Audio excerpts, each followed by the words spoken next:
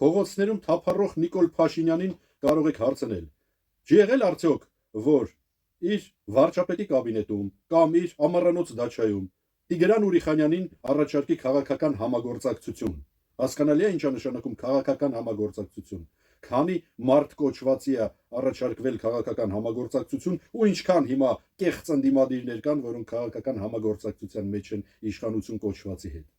Եղել է նման բան թե չէ, հարցրեք դրան։ Եվ ոնց ստացվեց դրանից հետո, որ Տիգրան Ուրիխանյանի ազնվությունը հերիքեց հրաժարվել, մերժել, լքել Հայաստանը եւ սկսել ծայրահեղ արմատական իսկական ընդդիմադիր գործունեություն, որի պատճառով հիմա ես հետապնդվում եմ ընդամենը կոչեր անելու համար։ Մարդ, որ կյանքում ոչ մի անգամ, ոչ մի հանցագործություն չի կատարել,